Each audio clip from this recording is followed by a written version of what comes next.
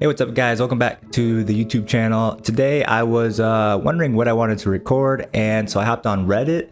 I was scrolling through the Rocket League school. I think you call it a subreddit. I'm not really a super Reddit savvy. I don't know the terminology, but I think a group, a page like this is called a subreddit. I love this subreddit, a really cool place. You should come check it out if you're trying to learn in Rocket League, trying to improve. And the people there are always really good to my channel, so shout out to you guys if you've seen any of my videos from this page, or if you're here at this video from this page, shout out to you guys.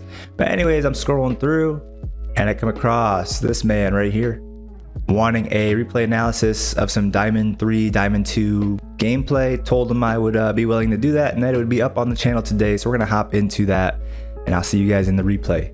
All right, here we are on the replay for our boy Jayzeki. Jayzeki99, he said this was a Diamond 2 game, so I think a lot of you guys can learn from it. That's a pretty average rank right now in Rocket League, and so a lot of you guys probably are in this rank, and I'll be able to point out probably a lot of mistakes. I'm gonna try to avoid pointing out any mechanical mistakes. I always try to avoid pointing out mechanical mistakes because that's not really something that you can immediately take and learn from and implement into your gameplay. But if there's something that maybe mechanically I think I could help you with super quickly, maybe I'll mention it. But anyways, let's get into it. First thing I notice is your camera settings are super close, and I would definitely recommend changing your camera settings, zooming them out a little bit. As I scroll through the other players, you got one other player with pretty much your same camera settings. I don't know, maybe that means you're on the default camera settings. Maybe those are the standard ones. I'd recommend looking up some pro camera settings and changing them up. Like this guy right here, his camera settings look a bit more comfortable. Same with this guy. You gotta zoom it out a little bit. And you can mess with a couple other things if you want to. Look up some pro camera settings and maybe try them out. But besides that, let's get into it. All right, let's see. See, I can't even see the guy doing kickoff with these camera settings. Little rough, little rough. Well, let's see what the kickoff is. So you're right here, Jayzeki. And in 3v3, you always want to send somebody to cheat up. So this person obviously is going for the ball.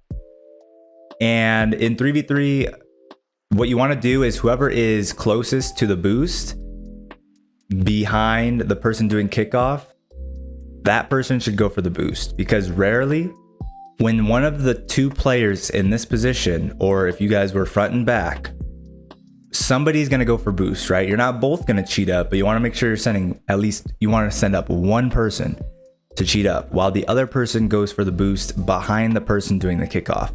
Because when doing the kickoff, he's going to come up this way, right? And he's going to flip the ball, and his momentum is going to carry him to this side of the field after he does his kickoff, right? So most likely after he does his kickoff, he's going to be able to grab this side boost, or if he gets beat to this mid boost, he rotates back and grabs this corner boost.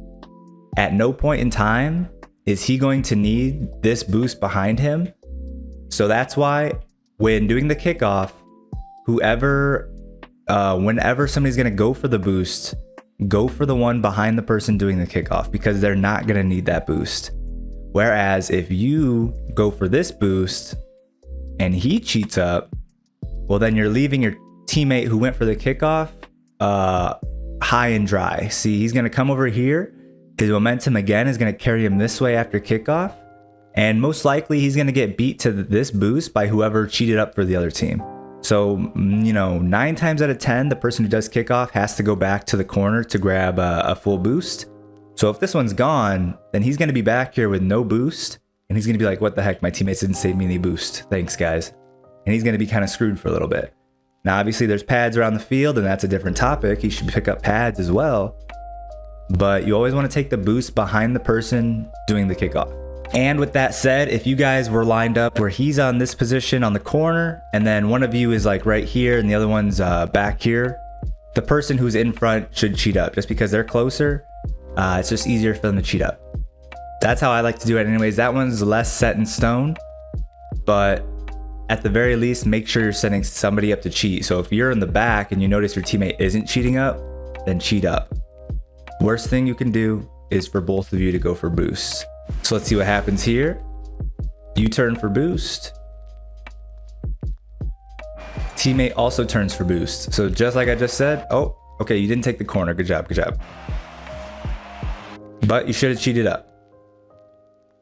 Should have cheated up.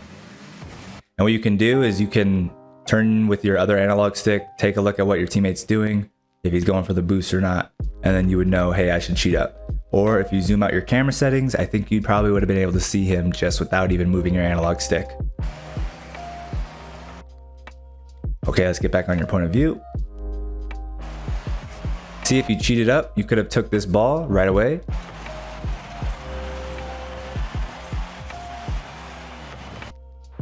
And let's see what happens here. Okay.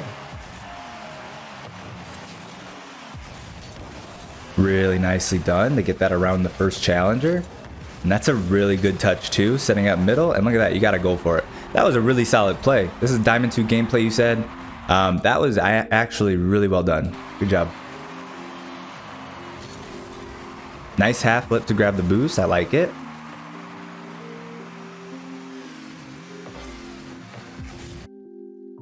Okay, I don't know if, okay, while you're moving, your camera settings actually look fine. I don't know what that was at the beginning where it was just at a standstill. Your camera settings look really close, but it looked fine at this speed. Maybe you just have a really low stiffness, so your camera's really far away from your car when you start moving. I'd be interested to see what your camera looks like once you stop moving, if you ever stop moving. Nice. Not much to comment on at the moment. Yeah, okay, so that might have just been a camera glitch at the start, because your camera settings look fine now, so I retract what I said earlier. Camera settings look fine. One thing you could really start to do at diamond level is start to learn how to do a diagonal flip kickoff. If not, even just start learning how to do a speed flip kickoff, because eventually you're gonna need to learn to do a speed flip kickoff, which by speed flip, I just mean a diagonal flip cancel. But at the very least, you should be flipping on your approach to the ball on your kickoff. So as soon as kickoff starts, bam, you would do a diagonal flip there.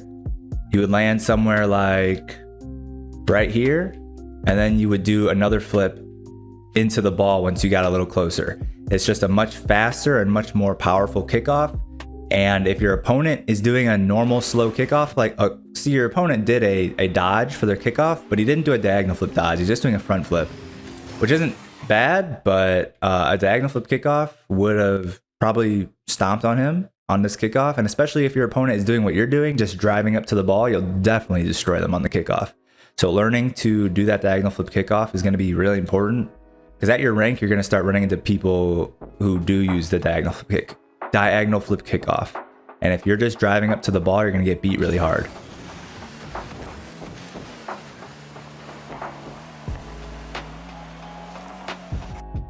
Okay, let's rewind. One more time. I want to see what happens. So your teammate cheats up to the mid boost. Don't ever recommend doing that unless you communicate it in comms or something that you want to try to make a play that way. I would never recommend doing that. Just a general word of advice.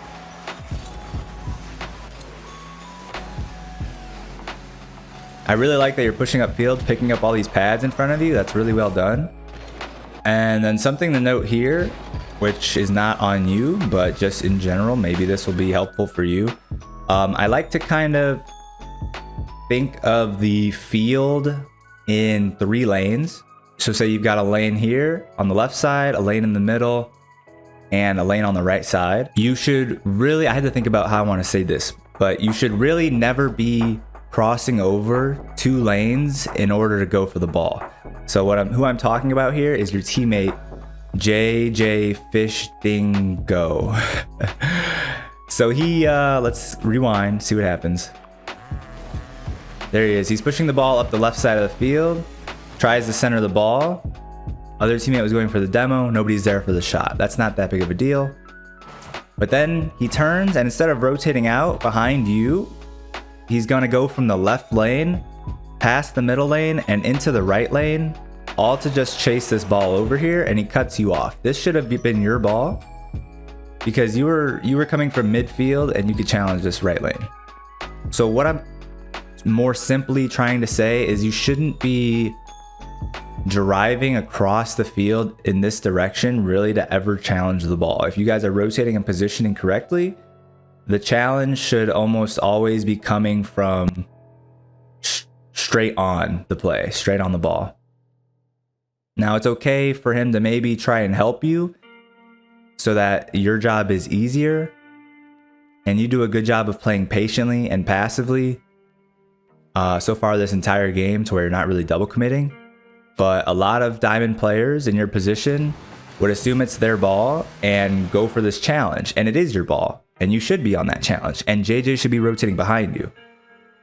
But you see that he's going for this even though he probably really shouldn't be, and so you wait, which is really smart. But a lot of people in your position would just go and challenge, and then there's a potential for both of you here to get beat, and then nobody's on defense and it's an open net. So really, you should never be driving across the entire field. I don't know how I should say it. Not lengthwise, but widthwise. You should never be driving across the field to challenge a ball. You should always be looking more like, you know, a head-on challenge from this angle.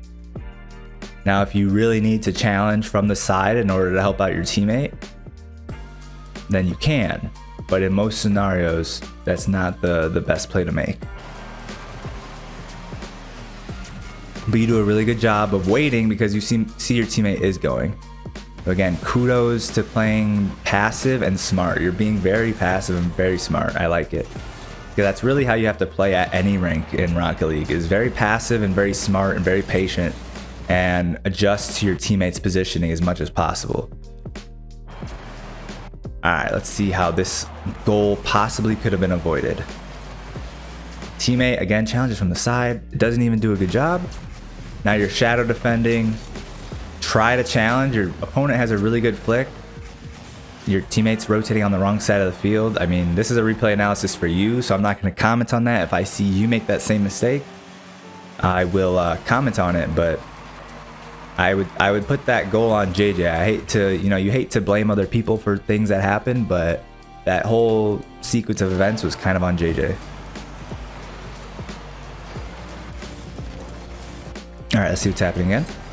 JJ pushes the ball upfield, gets demoed, teammates going for the ball. You wait, try to take a pop, and then try to get the goal. Just kind of a mechanical error, not really anything too bad.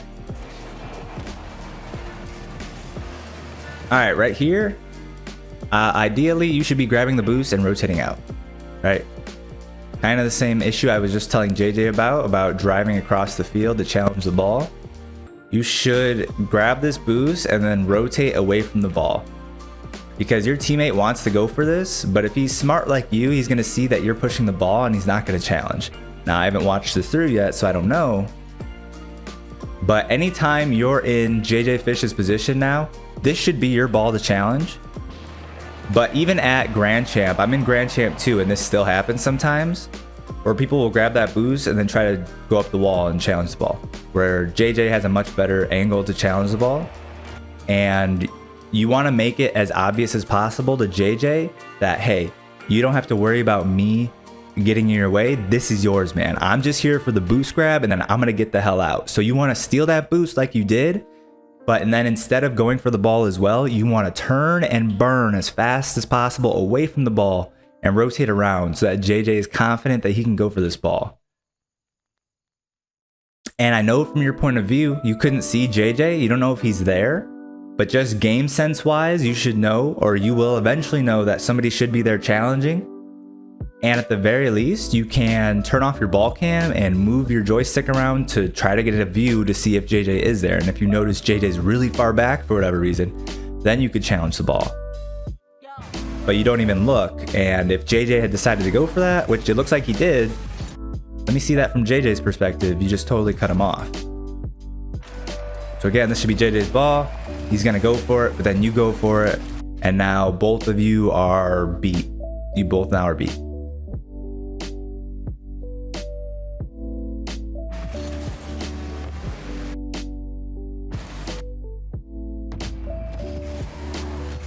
Okay, and now this is what I was talking about just a second ago with JJ, about rotating straight underneath the ball. Notice where the ball is at. Notice where JJ's at. Notice where you're at. You're both rotating straight underneath the ball, straight where the ball's at. And again, this puts doubt in Georgie boy, your third man's mind about when he can go for the ball, if he should go for the ball. You want to make it as clear as possible that you're going to be behind your teammates so they can feel confident going for the ball. You always want to rotate away from the play, away from the ball. So instead of rotating, try to remember this. Try to keep this phrase in your mind at all times. Rotate away from the ball. If the ball is rotating or moving down the left side of the field, you do not want to be also rotating down the left side of the field going for the boost. What you should have done instead, what both of you should have done instead, was loop out this way, grab pads on your way, and come behind George so that he can challenge, force the ball hopefully to the corner, or if it pops out this way. If the ball pops out this way, one of you two is here for it. But in the position it's at now, if the ball pops out this way, look at nobody's there. Nobody's on that side of the field because you're both rotating over here. Ball goes that way and they have somebody positioned over there, it's a goal. Or other scenario, you're both rotating down this way.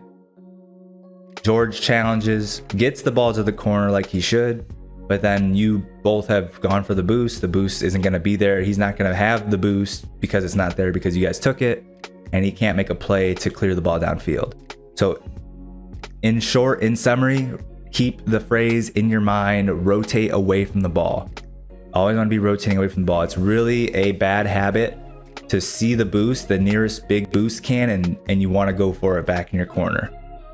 No, don't go for that. Don't fall into that trap. Rotate around. You can grab this boost if you have time, that one right there, and then rotate in the net. Or if you don't have time to go for that big boost, you can still rotate around, pick up pads on your way back, and you'll have plenty of boost to deal with whatever comes your way. And again, let's see this from Georgie's point of view. Right? He's back, and then he sees both of his teammates rotating straight underneath the ball. Look at how unsure he is, how unsure you can be because both your teammates are right there. He knows, oh God, if I go for this and I get beat, nobody's behind me. This is going to be bad. But luckily, he does well.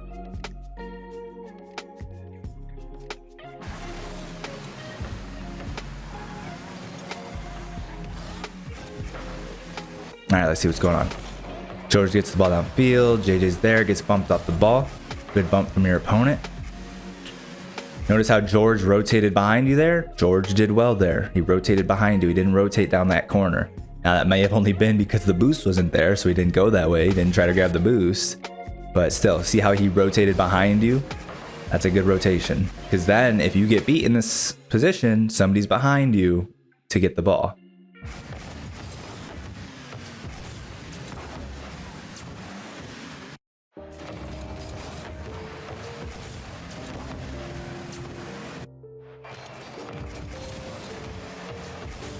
Again, same thing. Stop looking at that big boost and immediately wanting to go for that big boost if it's the wrong rotation. Rotation and positioning over big boost. You should be rotating away from the ball again, looping around this way, coming back this way, and JJ should be pushing out with George in this position, and you should be third man.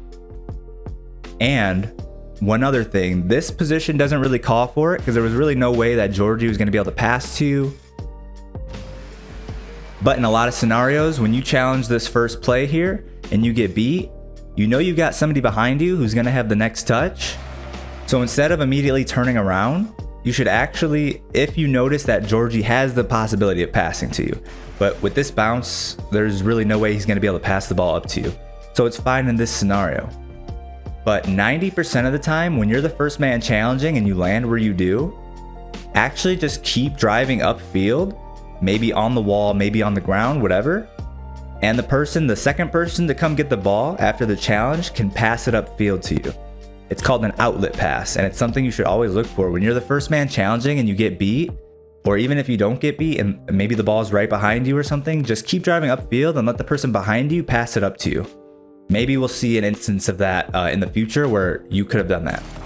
but it's called an outlet pass, and that's another big thing. So far, 2 big things to really summarize what you should be learning so far is rotate away from the ball, and then secondly, learn about outlet passes, or make sure you're always making yourself an option for an outlet pass. Look for those outlet passes if you're the second man challenging. So let's rotate or rewind one more time, see what's happening. So you try to go for the boost, it's not there.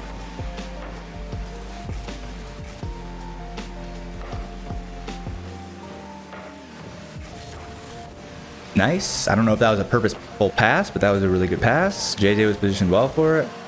And then you guys double committed on the shot, but not that big of a deal. That was tough to know whose ball that's going to be. All right, let's rewind one more time, see what's happening here. Looked a little awkward. One more time, one more time. I really like, you're doing a really great job pathing over your pads when you're going upfield and back downfield for defense. Really great job on picking up your pads so far. I really like that.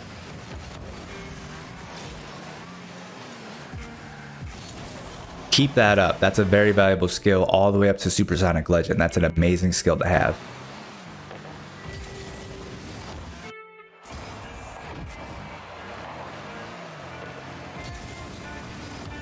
Alright, so far we've seen JJ really doesn't have the best rotations. And that's something you should try to kind of keep in mind as you're playing when you notice your teammates are constantly making rotational mistakes. Maybe you didn't even realize it at the time until I'm pointing out all the mistakes that are being made in this video. But he's half rotating here, especially in a position where even if he half rotates, he's still getting beat to the ball. Because look, he decides to turn. By the time he's even turned around, the other guy's already up for the ball. So he has no reason to go up for this because he's going to get beat no matter what. So maybe just keep that in mind as you're playing. If you notice your teammates are constantly making bad decisions, keep playing passive like you are. One of the worst things you can do at any rank is double commit. I have a video called 3 Golden Rules for Ranking Up. It's a pretty long video, but I would recommend watching that. One of my golden rules for any rank ranking up is don't double commit. Double committing is probably the worst thing that you can do in Rocket League.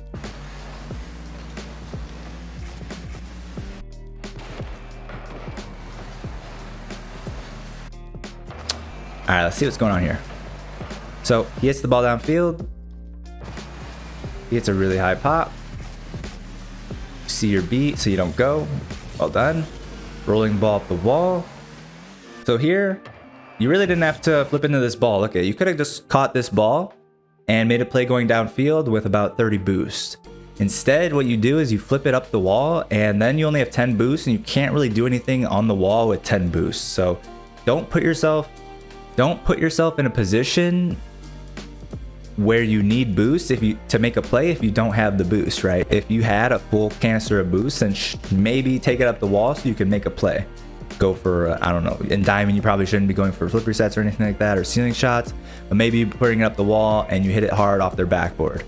But with 10 boosts, you really can't even do that. So don't put yourself in a position where you need boost if you don't have the boost. So instead, you could have just caught that on the side of your car and then flicked it over the first challenger, most likely. So if you got space, make sure you use your space wisely. One more time, I gotta rewind. Sorry I'm rewinding so much.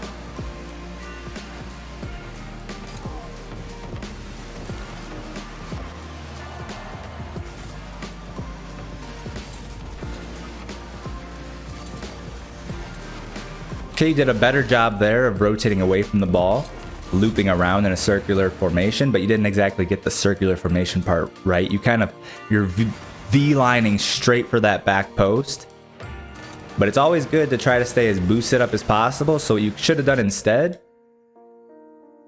there's a lot I'm putting out here, so I hope you rewatch the video a couple times, hopefully, and take notes. I'll try to summarize everything at the end. But instead of just straight V-lining for the back post, which is where you should aim to be at the end of your rotation, you want to always rotate to that back post. but you could have driven out here for this boost pad, this boost pad, this boost pad probably would have been up, this boost pad, maybe even that boost pad. And you could have even been using boost while rotating back to get back faster, while also picking up pads simultaneously. So you would be constantly replenishing all the boosts that you were using. And you could have got there in half the time, been ready faster for anything that might have happened, and still had full boost. So make sure, even, you know, I've been praising you on picking up your pads, but here you didn't pick up your pads. Make sure when you're rotating back, you're always picking up those pads.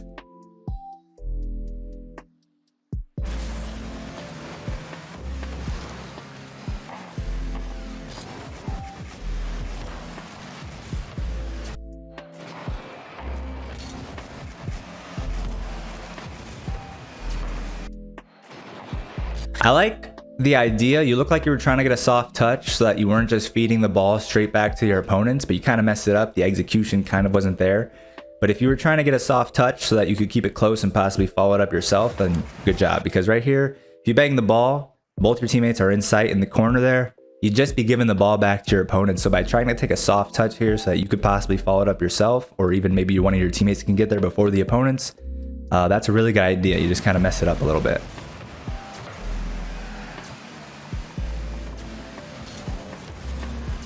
Trying to block a possible shot. Good job. Rotating away from the ball, well done there.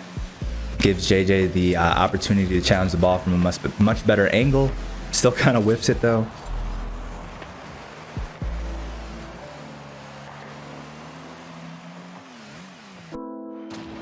Now let's see what's happening here. Both your teammates are upfield, playing offense. Kind of slow to get upfield to support. Let's see. He demos one, he kills him. That's just kind of a game speed issue. Not really something I can comment on super heavily, because again, I'm trying to give you things that you can instantly utilize in your gameplay. But maybe just trying to be there a little sooner, push up field a little sooner. If you notice both your teammates are on your opponent's side of the field playing offense, you want to at least try to be right behind the midfield line to support them, and that way if a ball comes out to the side like it does here, you could possibly challenge that and stay on offense instead of giving Rich Daddy Quan all the space in the world to set up a flick to make it where you can't really challenge, because you know how dangerous it is where he could just flick it over you easily. But if you were sitting about where JJ is when they were upfield here, I know you need boost, but there's boost pads leading up to that midfield line as well. You only need about 36 boosts to be able to be pretty useful in the midfield. So just if your teammates are on offense, try to be a little closer to the play. That way you can keep your offensive pressure.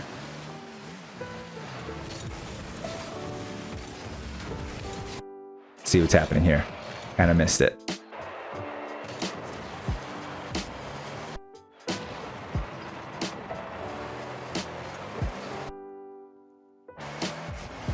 Yeah, you and your teammate are kind of really close to each other, kind of making it hard to tell who's going to go next there. But you did all right on your challenge.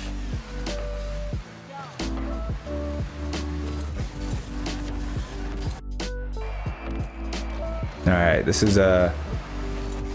somewhat of a misplay here. Why are you going up so aggressively for this ball for such a powerful hit at that angle? You know what I mean? All you're going to be doing is hitting it off the sidewall to where your opponents can come collect it and take a shot on net or something. Your teammate does pretty well to get there, help you out. But just like we talked about earlier, if a very hard touch isn't going to do anything for you except give the ball back to your opponents, don't make the hard touch. Make a soft touch. Maybe you don't double jump, maybe you single jump, maybe you just don't flip. You take a nice soft touch here off of the sidewall just to get it past that first guy, and then you land and you can follow up the ball to maybe even flick it over Rich Daddy Quan and also score the goal. You know what I mean? A soft touch here just to get it out of danger from this guy right in front of you, hit it around him, and then follow it up yourself possibly. That's kind of something maybe you don't need to practice yet, but it's something to keep in mind. Definitely a very useful skill as you rank up higher and higher, keeping the ball close to you or keeping the ball close to your teammates. You always want to try to, every touch you make, should either be a pass or a shot, really. Every touch you make, at this rank, it's not going to happen. But as you rank up, every touch that you make should have a purpose. A purpose other than giving the ball back to your opponents. All right, let's see what happens here. So JJ wins that challenge, goes for, looks like a pass in field. I'm gonna back up one more time. So your first man, he helps you out. At this point, you see George midfield. I would assume the role of third man here. Don't push up too far like you are. You're kind of pushing up too fast, too far. That pass was probably meant for Georgie. And if you were a little further back, maybe the pass isn't for Georgie, and maybe you can collect that and take a shot. But once you notice that you have somebody that's already positioned in midfield for the pass, don't also position yourself for the pass. You only want one person positioned for the midfield pass. All right. I'm rewinding a lot. Let's see. Get this back corner boost. Georgie has that ball. Gets beat here. All right, right here. Again, just awareness on the field. Awareness of where your teammates are. Bam, you're coming up field. Look at, you just saw JJ. He should be rotating behind you. I don't know if he was. He might actually be out of position. He has been out of position a lot this game. That's not bad. All right, in this position, when you have somebody behind you, or when you should have somebody behind you, instead of taking this awkward angle on the ball that you have, I would just rotate around, let them go, let the person who's sitting at net with this easy angle on the ball go for the ball, instead of going for it yourself. So again, let's see. Look at how instead of going for this, you got JJ who's rotating behind you in net. Instead of going for this and pretty much pinching it and giving up possession again, you could just choose to rotate behind JJ and let him come up this way and push the ball up the wall, probably take possession of it, do something, you know what I mean? So if you know you should have a teammate behind you, if your angle's awkward, just leave it for them. That was a hard situation though to make that call for sure. Because you don't know if JJ rotated back upfield or not.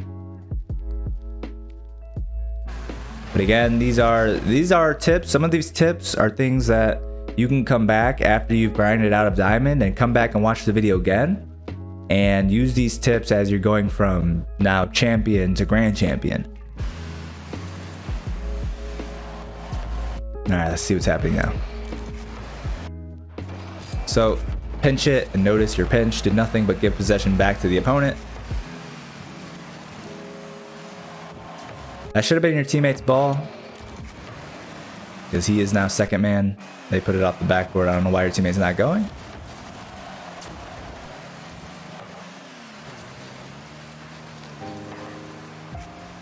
But you covered for him pretty well.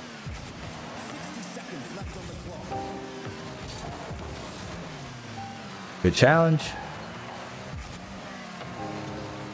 Again, picking up your pads as you drive around the field. You're doing, for a diamond player, you're doing a great job. Let me just say that. As for a diamond player, I've seen a lot of diamond replays. You're doing a great job of picking up your pads for the most part. That's definitely something I noticed really stands out about your gameplay so far. And I know it doesn't sound like anything flashy or anything to be super impressed about or to write home about, but that is a skill that is super important at Grand Champion and at SSL. I mean, at every rank. But like, that's a skill that separates the boys from the men. Picking up your pads and keeping boosts at all times. That skill separates the boys from the men.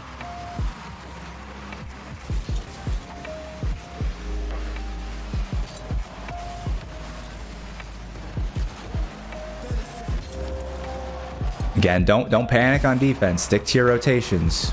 This is 3v3. You've got a teammate. Look at him. He's right there. Let him get that ball. Don't panic on defense. Rotate, rotate, rotate.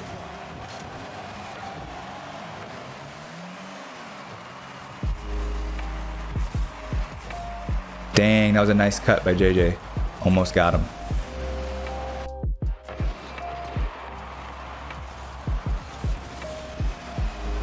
That was a dangerous challenge just because both your teammates were in front of you and you're already up a goal with 15 seconds left. That was a pretty risky challenge to take. But I will give you the benefit of the doubt there, because that's also a very risky challenge not to take, because again, you would all be rotating back to defense if you didn't take that challenge, and that could possibly clear it over your head. And you guys would be in a really bad spot. So keep that in mind. If you guys are already up a goal and there's only 15 seconds left, try not to make those really risky challenges where you've got both your teammates in front of you. So if you get beat, then there's nobody back on defense. In that scenario, it wasn't that bad, because really it was about as risky to let that be unchallenged as it was to challenge it. So pretty good job by you there. But in general, if you notice you're up a goal already and there's barely any time left on the clock, you want to play a little safer. Make sure you don't do anything that's going to get you scored on.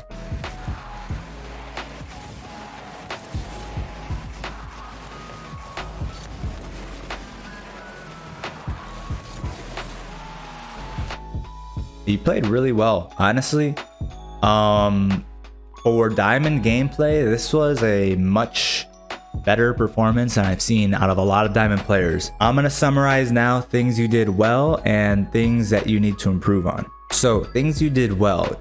I've said it multiple times this video now. You picked up your pads really well. You pathed over pads on offense and defense 90% of the time really well. There was just that one instance where I paused it and pointed out where you could have done better.